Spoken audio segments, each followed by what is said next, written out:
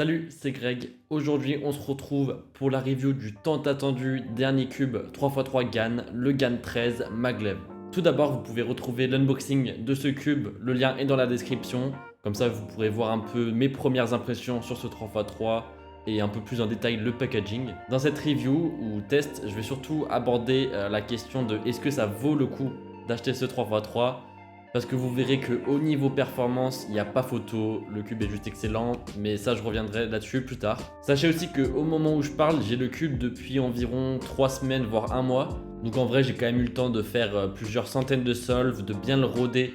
Donc je pense avoir un avis à peu près bon sur ce cube. Après, la seule chose, c'est que je ne pourrais pas trop détailler sur comment le cube vieillit avec vraiment des mois et des milliers de solves. Mais sachez quand même qu'en général, les cubes GAN et surtout les 3x3, ils vieillissent plutôt mal. Et ils ont tendance, au bout de peut-être 1 an, à devenir plus mauvais. Mais bon, je peux pas trop m'avancer là-dessus parce que je suis pas encore à ce stade-là avec ce GAN 13. Bref, on commence tout de suite avec les caractéristiques techniques.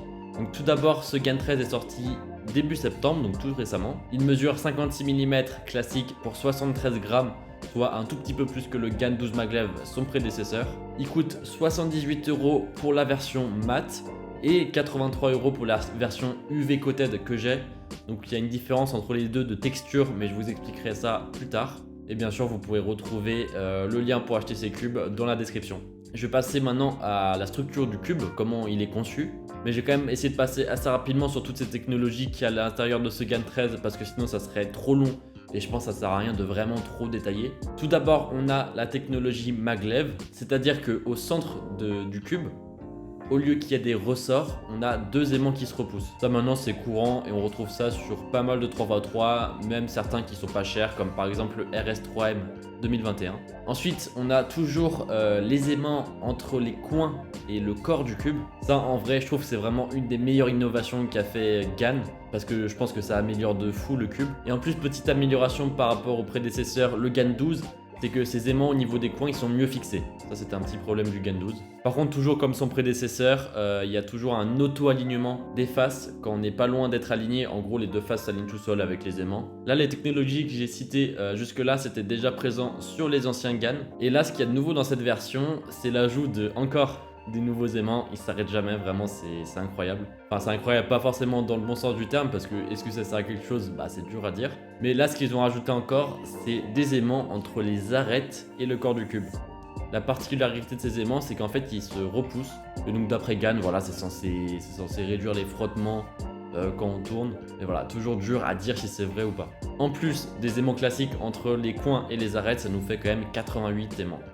Et ouais. On passe maintenant sûrement au truc le plus important, c'est-à-dire les performances. Comment ce GAN 13 tourne. Déjà quand GAN dit qu'il y a une réduction des frottements avec les nouveaux aimants là, et bah je trouve que c'est pas forcément faux. Le cube est vraiment très fluide. Ça c'est ce qui choque vraiment à l'ouverture de boîte. Mais il reste aussi très contrôlable.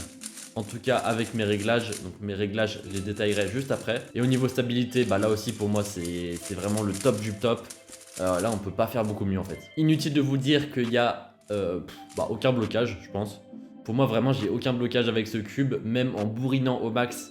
Et peut-être que certains savent que je suis un très gros bourrineur, donc si je le dis normalement c'est que c'est bon. En fait c'est vraiment le cube qui rend tous ces autres 3x3 inférieurs. Genre vraiment là je prends un autre 3x3, c'est sûr que je vais le trouver mauvais. Après je détaillerai ça après, mais il manque quelques cubes importants qui sont sortis il y a pas longtemps. Et un truc qui m'a agréablement surpris, surtout à l'ouverture de boîte aussi, c'est que le cube il est beaucoup plus doux que les anciens GAN et surtout le GAN 12 Maglev qui avait un feeling pas très agréable en fait. Le GAN 13 lui c'est beaucoup plus doux, beaucoup plus...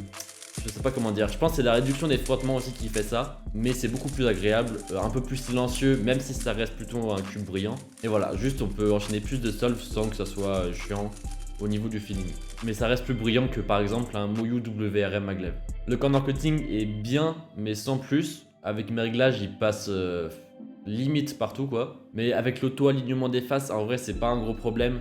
Ça sert à rien d'avoir un gros corner cutting quand toutes les faces sont tout le temps alignées en fait. Il n'y a pas de pop et de corner twist à signaler. Et au niveau du color scheme, bah c'est toujours pareil, hein, rien à dire. On passe au réglage maintenant et ça a aussi été une assez bonne surprise parce qu'en fait ça s'est un peu simplifié. Je trouve que dernièrement les 3x3 ils étaient super durs à régler. Il y avait 40 000 choses à changer et au final c'était impossible de trouver le bon truc. Là ça va parce que déjà on a juste un outil qui fait tout. donc c'est pratique. Au centre, on a 6 positions différentes qui correspondent à 6 tensions des aimants différents. Du coup, ça change plutôt la rapidité du cube, s'il est plus ou moins flexible. Ensuite, il y a 6 forces possibles différentes pour les aimants à l'intérieur du cube, et c'est tout. Donc c'est plutôt cool. Pour ceux qui veulent savoir, moi j'ai mis la force 4 pour les aimants et 2 pour la tension. Maintenant pour le packaging, bah ça je vous laisse regarder l'unboxing. Mais bah voilà, c'est très bien emballé, il n'y a aucune chose à dire là-dessus. Et en plus pour une fois ils n'ont pas abusé sur les accessoires, donc c'est plutôt bien. Comme je vous en ai parlé rapidement tout à l'heure, il y a plusieurs versions possibles sur ce GAN 13. Celle que j'ai et que je vous présente dans cette vidéo, c'est la version UV Coated. Mais il y a aussi la version matte. La différence entre les deux, ça va être la texture du cube, donc le ressenti qu'on a au toucher. La UV Coated, ça va être un plastique plus brillant. Bah, vous voyez un peu, il y a des reflets. Alors que la version matte, bah, c'est un plastique plus mat. C'est dit dans le nom. D'après mes goûts, donc juste pour moi, la texture UV Coated, ça permet une meilleure prise en main. Après, est-ce que ça fait une grosse différence? Pas sûr. Mais bon, j'ai pas la version matte. Dans tous les cas, ça change pas énormément. Mais bon, vu le prix du cube, autant prendre la meilleure, je pense que c'est quand même la UV Coated. Il y a aussi un GAN 13 qui va sortir prochainement, c'est le GAN 13 FX. Alors là, il va y avoir une petite différence au niveau de la structure, mais c'est pas encore trop détaillé, donc je vais pas trop m'engager là-dedans. Pour finir, on va passer à, je pense, la partie la plus importante, c'est mon avis de manière générale sur ce cube après l'avoir beaucoup testé. Déjà par rapport à ses prédécesseurs et notamment le GAN 11M Pro, le GAN 12 Maglev, je vous ai déjà donné un peu des différences qu'il y avait, donc au niveau de la structure par exemple. Par rapport au GAN 11, ça va être le Maglev qui est en plus, et par rapport au GAN 12, il y a en plus les aimants entre les arêtes et le centre. Après il y a des petites différences de réglage, des choses comme ça. Mais la question c'est, est-ce que le GAN 13 est meilleur que le GAN 12 et le GAN 11? Moi je dirais que oui quand même. Et je suis pas sûr qu'il y ait trop débat en fait. Après, est-ce qu'il y a une énorme différence? Là, peut-être pas. En fait, en ayant les trois, c'est assez évident que le GAN 13 est devenu mon main. Mais il y a une chose qui est sûre, c'est que si vous avez seulement un des trois, vous allez forcément adorer votre 3x3 en fait. Par contre, j'ai remarqué que le GAN 12 était pas vraiment aimé par tout le monde. Je pense que c'était surtout le feeling qui était vraiment particulier et pas du tout agréable.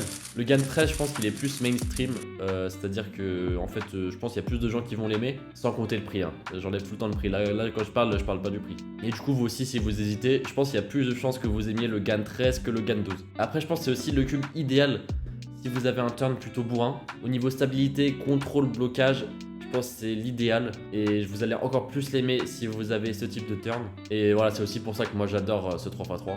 Et ce GAN 13, en fait, il m'a fait carrément perdre, je crois, 0,5 secondes sur mon record en AVG 100. C'est vraiment pas rien. Après, si vous avez un turn plus lent, plus doux, peut-être qu'un cube comme le WRM Maglev va plus vous intéresser. Surtout vu la différence de prix, peut-être c'est plus intéressant de prendre celui-là. Et surtout, il y a le X-Man Tornado V3 qui vient de sortir et que j'ai pas. Donc c'est un peu un gros problème que je vous parle des meilleurs 3x3 alors que j'ai pas celui-là qui apparemment est excellent. Donc faudrait que je l'essaye, mais c'est sûr qu'il va y avoir un unboxing sur ma chaîne prochainement parce qu'il a l'air vraiment génial. Maintenant, au niveau du prix, 80 €, je vous rappelle. Est-ce que c'est trop cher? Bah ouais, évidemment que c'est trop cher pour un 3x3. Je rappelle que c'est un Rubik's Cube, hein, c'est du plastique. Même s'il a aucun défaut, qu'il a 80 aimants, que le packaging est très beau, 80 €, faut pas abuser non plus quoi. À titre de comparaison, à ce prix là, vous pouvez acheter 3 WRM Maglev 2021 et 8 RS3M 2021. Donc c'est abusé.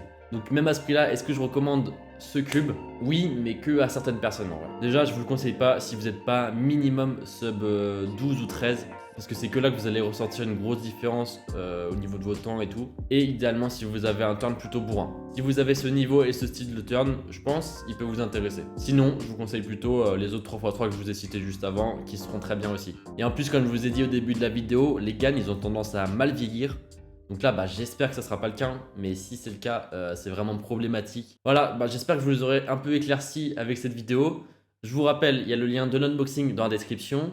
Il y a le lien pour acheter le cube, que ce soit la version UV Coated ou mat. Si vous avez la moindre question, n'hésitez pas à la poser dans les commentaires, j'essaierai d'y répondre. Et bien sûr, si vous avez bien aimé la vidéo, n'hésitez pas à vous abonner, de mettre un commentaire et de mettre un like.